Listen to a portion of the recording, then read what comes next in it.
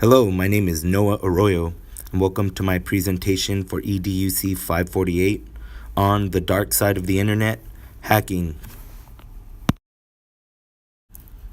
What is hacking? Hacking is the unauthorized use of a computer or network without permission. A person who tries to access a computer or network illegally is called a hacker or a cracker. The distinction comes because hackers can be classified as computer enthusiasts or different people that participate in computer subculture.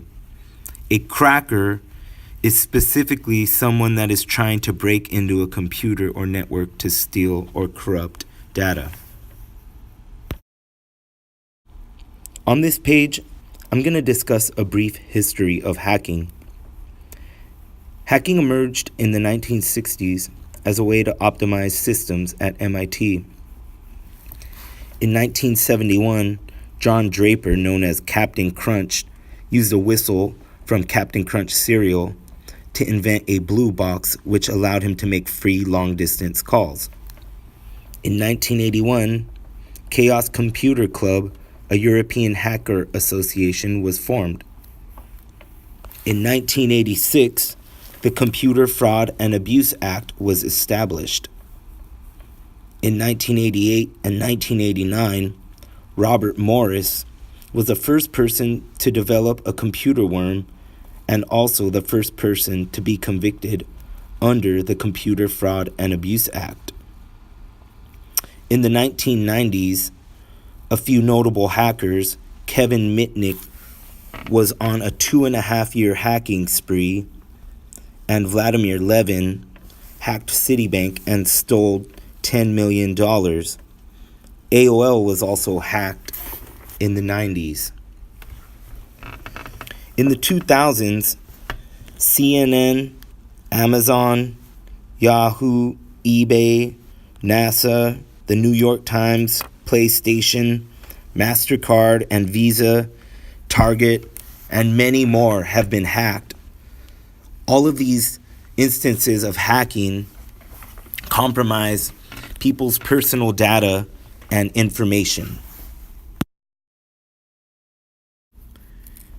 Hacking can affect you in many ways. Some of the ways include identity theft, theft of personal information, compromised computer files, stolen credit information, and stolen photos and information stored in our smartphones.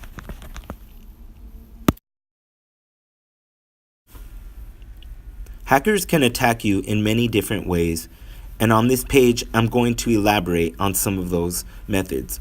Password cracking is a process of recovering passwords from data stored or transmitted by computer systems. A packet sniffer is an application that captures data packets in order to view data and passwords in transit over networks.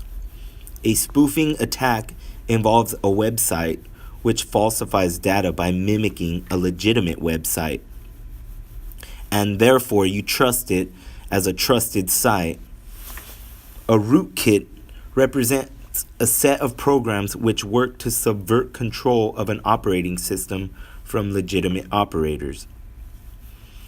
A Trojan horse serves as a backdoor in a computer system to allow an intruder to gain access to the system later.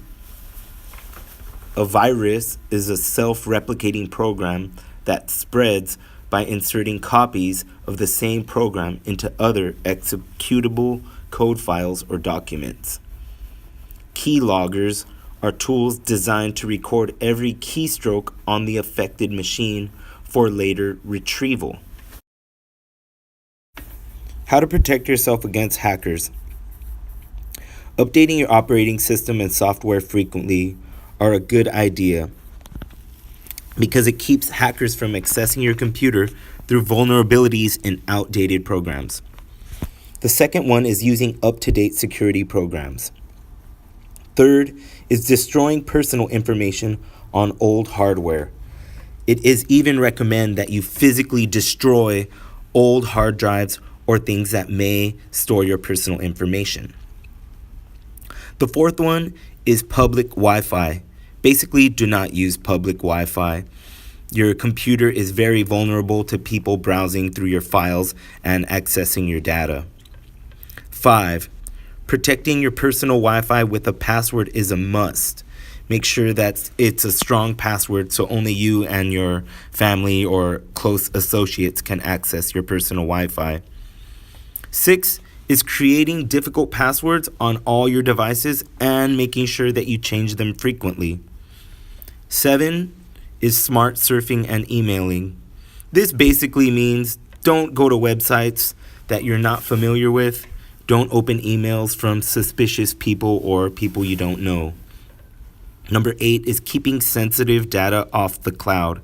That's really important, and in this day, it's very easy for automatically update to the cloud to be switched on your phone, meaning all your contacts, email, personal information, and photos automatically updates to the cloud. So it's really smart to be aware of what's being put onto the cloud. Number 9 is using a firewall. And basically, a firewall is a program or a hardware device that filters information coming through the internet onto your private network or system. Most computers have a firewall built into them, and if you work at a school, they will have a firewall built into their network system. Number 10 is a VPN, which is a virtual private network. It allows users to send and receive data over public networks as if they were on their private network. The best way I could think to explain this is to imagine you're accessing your school's private network of files using your laptop at home. You would use a VPN to securely sign into your school's private network. I found an interesting article from 1983 that was foreshadowing the future of hacking. Hackers today are classified into 3 categories: white hat, black hat, and gray hat. White hat hackers being the good hackers who test security systems for non-malicious reasons. Black hat hackers are hackers that are malicious and use it for personal gain. Gray hat hackers are in this nebulous category that hack into a computer system just to notify the administrator about weaknesses. As you can see, hacking has developed into a very dangerous affair for personal information. Please be careful and take care of your private systems.